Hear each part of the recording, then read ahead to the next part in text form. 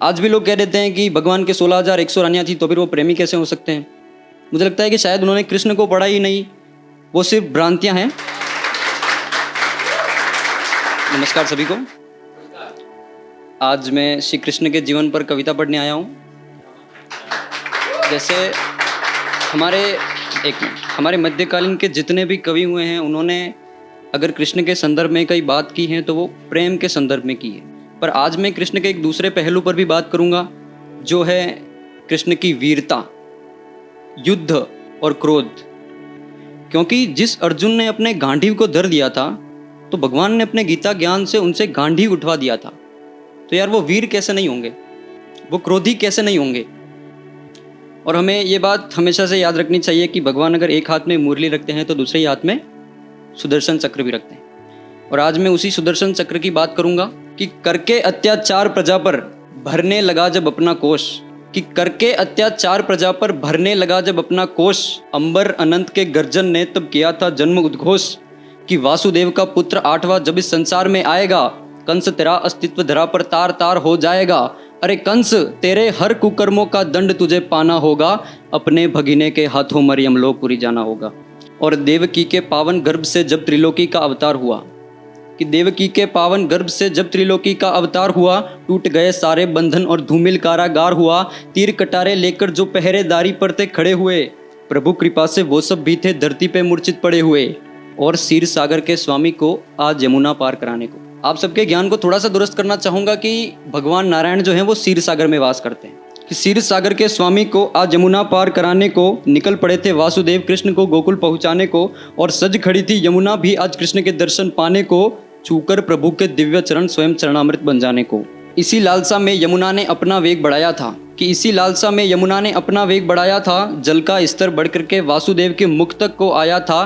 तब झावा से चरण निकाल, टोकरे से चरण निकाल लेते हैं प्रभु जब, तब झावा से चरण निकाल प्रभु ने यमुना का मान बढ़ाया था और कहना को सकुशल यशोदा तक पहुंचाया था। और अगली पंक्तियों में भगवान श्री कृष्ण का वर्णन है कि जिनसे है धरती और गगन, जो स्वयं है शीतल और तपन, है पालक वही सृष्टि के उद्धार करे और पतन। सूर्य का तेज प्रभु ही है, वायु का वेग प्रभु ही है सप्तऋषि का ज्ञान प्रभु, यम और यमपात प्रभु, है नश्वर वो और शाश्वत भी, है परम ब्रह्म अवतार प्रभु, है परम ब्रह्म अवतार प्रभु। अब हम बात करते हैं युद्ध की, क्रोध की और भगवान श्री कृष्ण की वीरता की। कि आओ बतलाता हूँ कृष्ण ने कितने युद्ध रचाए थे, कि आओ बतलाता हूँ कृष्ण ने कितने युद्ध रचाए थे, बाल काल से अंत काल तक कितने रण क्षेत्र सजाए थे। मारा था क्रूर पूतना को, मारा था क्रूर पूतना को, रगासुर संहारा था, तीनावत का नाश किया और बकासुर को मारा था। और दमन कालिया नाग का करके गोकुल को संयुक्त किया, तोड़ तरु अपने ओखल से यमला अर्जुन को मुक्त किया। देखिए, यमला अर्जुन वो कैरेक्टर था जब कुबेर के 2 पुत्र थे, दोनों को श्राप मिला हुआ था, तब भगवान ने अपनी ओखली से उस पेड़ को तोड़ करके यमला अर्जुन को मुक्त किया था। आगे की पंक्तियां सुनिएगा कि क्रूरता विलासता में धर्म पीछे छोड़कर, कि क्रूरता विलासता में धर्म पीछे छोड़कर, कुकर्म के बनपथिक धर्म से मुंह मोड़कर, तब छोड़ गोकुल को प्रभु मथुरा की ओर चल दिए, तोड़ करके मुंह सभी मन स्वयं का कठोर कर। और जुनार और मुस्तिक से जब हुआ प्रभु का सामना, दोनों असुर हैं, जुनार और मुस्तिक से जब हुआ प्रभु का सामना, तो हर लिए थे प्राण उनके दंभ को निचोड़कर, हर लिए थे प्राण उनके दंभ को निचोड़कर। अधर्म क्रूरता को जो था चर्म तक पहुंचा गया, उन कुकर्मियों के वध का उचित समय था आ गया। क्षण भर भी न गवाया कुंतल से ही पकड़ लिया, मानो नागराज ने देखो कंस को था जकड़ लिया। और पटक कर फिर इस धरा पर कंस को जोरों से ही पाव धर दिए, और इस तरह से प्राण कंस के प्रभु ने थे हर लिए।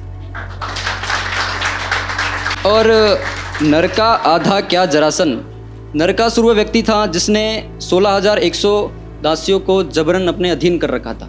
तो भगवान ने उनकी अस्मिता की रक्षा के लिए नरकासुर से युद्ध करके उन 16,100 रानियों को अपनी पत्नी के रूप में स्वीकारा था। आज भी लोग कह देते हैं कि भगवान के 16,100 रानियाँ थी तो फिर वो प्रेमी कैसे हो सकते हैं। मुझे लगता है कि शायद उन्होंने कृष्ण को पढ़ा ही नहीं, वो सिर्फ भ्रांतियाँ हैं।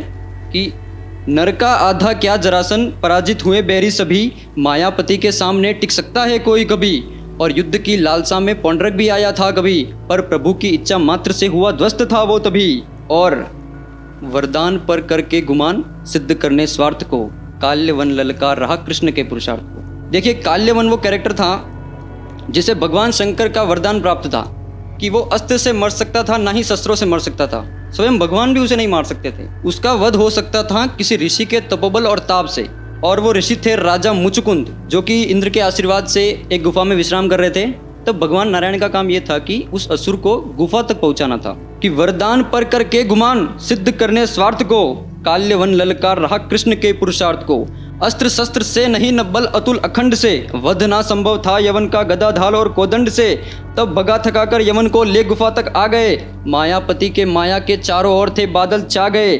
और कृष्ण का रख कर ब्रह्म जब प्रहार मुचकुंद पर किया, तब मुचकुंद ने तपोबल ताप से यवन को भस्म था उसी क्षण किया।